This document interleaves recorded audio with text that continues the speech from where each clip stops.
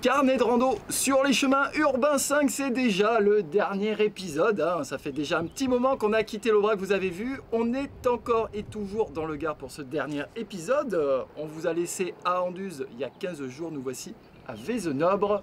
C'est quoi le programme aujourd'hui, Anthony? Alors la dernière fois, on était derrière justement sur les Cévennes.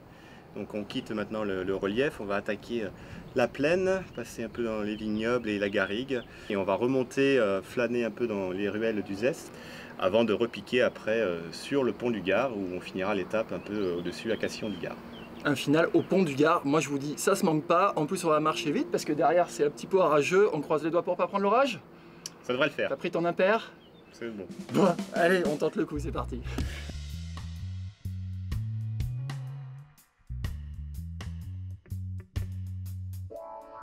Point de départ de ce nouvel épisode, Vézenobre déploie un charme fou. Et c'est une flagrante envie de flâner au fil de ces villages de charme gardois qui s'emparent de moi, au fil de ces petits sentiers bucoliques qui me mènent en direction d'Uzès. Mais avant d'entrer dans le premier duché de France, nous nous mettons à la recherche d'une capitale dispersée aux alentours de Blauzac.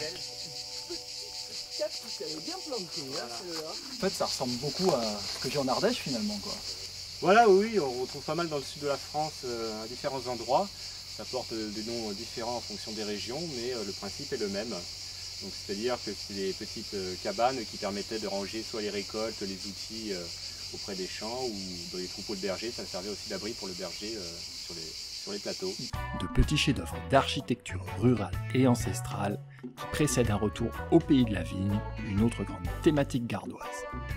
Une rupture paysagère marquée et très identitaire de ce territoire, avant d'enjamber un petit pont romain qui va nous mener aux abords immédiats d'Uzès, autre étape remarquable sur ce chemin urbain. Quand vous arrivez à Uzès, ce qui vous saute aux yeux, ce sont essentiellement les tours qui se trouvent au centre de la cité. À l'origine, c'est sans doute un seul château unique qui, à la faveur de partages familiaux, a été acheté par différentes personnes et pour une part, le duché d'aujourd'hui, conservé par la famille d'Uzès, qui est la famille qui possédait cette partie à partir du 9e siècle sans doute, et jusqu'encore aujourd'hui.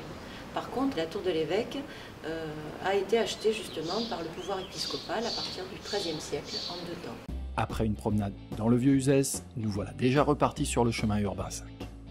Une randonnée aux accents méditerranéens qui va nous conduire à Verpont-du-Gard, à la sortie duquel nous attend notre première rencontre avec les vestiges encore en excellent état de l'Aqueduc romain.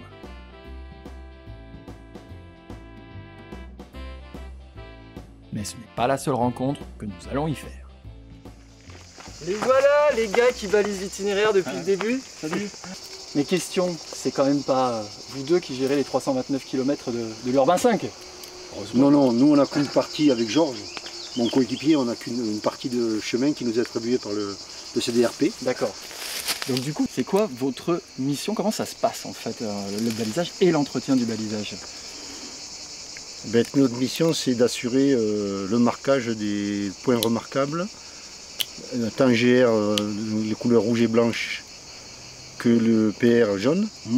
Et assurer la continuité d'un itinéraire pour des pratiquants de randonnée. Ah, regardez, c'est tous les petits pochoirs en fait, toutes les petites croix que vous voyez.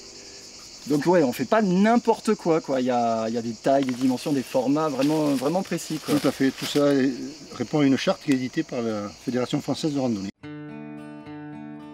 À partir de ce point, le pont du Gard n'est plus très loin et l'impatience de s'y retrouver se fait ressentir. Je suis vraiment ravi d'être de retour ici pour Carnet de Rando. C'est vraiment un endroit que je voulais vous montrer depuis longtemps. C'est carrément extraordinaire de passer ici sous ces arches. Imaginez l'histoire de ce site. C'est un privilège en tant que randonneur de pouvoir passer là. On se félicite que ce chemin urbain 5 puisse nous permettre la visite de ce site. Bonjour Elisabeth. Bonjour. Enchanté, David. Enchanté. Bien, Anthony. Nous voici donc sur le pont du Gard. Je suis impressionné par cet édifice que j'ai l'impression qu'on suit déjà depuis quelques temps. On a vu des premiers vestiges. Qu'est-ce que vous pouvez me dire sur cette histoire, ce monument incroyable? Cet aqueduc, vous le savez, date du 1er siècle et il faisait 50 km entre Uzès et Nîmes. Cet aqueduc utilisait la gravité, donc la pente, pour que l'eau puisse s'écouler d'Uzès jusqu'à Nîmes. Donc, puisqu'on est en train de parler chiffres, faisons rêver un petit peu le public de Carnet de Rando, Elisabeth, hauteur taille, longueur, qu'est-ce qui fait ce pont du Gard? D'emblée, il faut savoir que c'est le plus haut pont romain connu au monde. Il fait pratiquement 49 mètres de haut et ça le positionne juste après le Colisée de Rome, en termes de hauteur. Et en termes de longueur, alors là aussi c'est impressionnant parce qu'actuellement il fait 275 mètres de long. Mais à l'origine, il était encore beaucoup plus long. Il y avait 12 arches supplémentaires. C'était un ouvrage qui en tout faisait 490 mètres de long, un demi-kilomètre. Alors, je crois que si je veux en savoir plus, parce qu'il y a beaucoup de gens qui passent par le site comme ça, sans apprendre tout ça, il y a un espace muséographique où on peut en découvrir plus. Ah oui, alors là vraiment c'est passionnant parce que ça va vous plonger au cœur de l'histoire de cet ouvrage.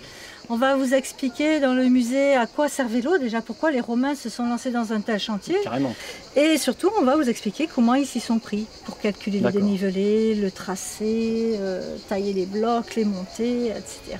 On vous expliquera pas tout ici, venez voir par vous-même, venez découvrir l'espace muséographique. Nous on va faire une petite visite un peu privilégiée, on vous amène directement sur l'aqueduc. Oh, c'est pas une prison, non? Ouais. La chance!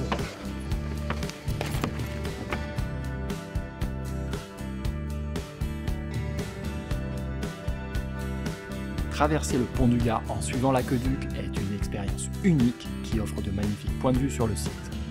Franchement, ici, on n'est pas les rois du pétrole quand même, quoi. Regardez cette vue de fou!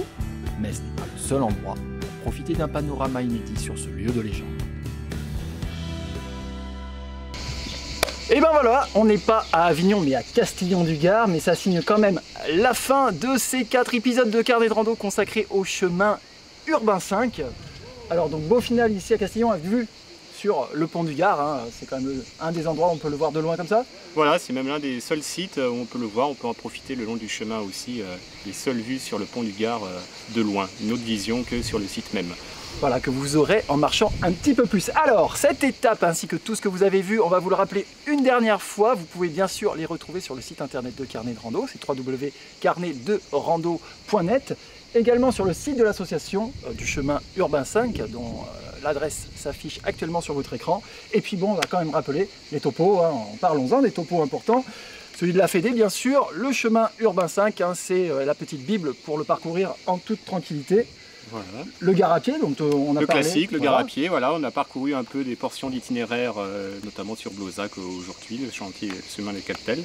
Indispensable, et surtout les cartos guides édités par le Gard. Voilà. Un petit peu votre outil promo rando quand même. Voilà, sur chaque territoire, c'est un réseau multi-activités qui permet de découvrir le territoire à pied, à cheval ou à VTT. Voilà. Donc tout ça, vous le retrouvez sur le blog. Anthony, grand merci de m'avoir accompagné sur ces 2 sessions gardoises. Franchement, c'est cool, j'espère que ça t'a plu. Merci, c'est tout un plaisir. C'était chaud par moment, mais ça c'est fait. Mais j'espère que tu en as bien profité quand même. Ouais, carrément. Franchement, ce chemin urbain 5, moi, je vous le dis, c'est juste un régal. Nous, on se retrouve dans 15 jours. Ce sera la rentrée quasiment. Une nouvelle destination qui est encore inconnue. D'ici là, bonne rando à toutes et à tous. Et à bientôt. Salut! Au revoir!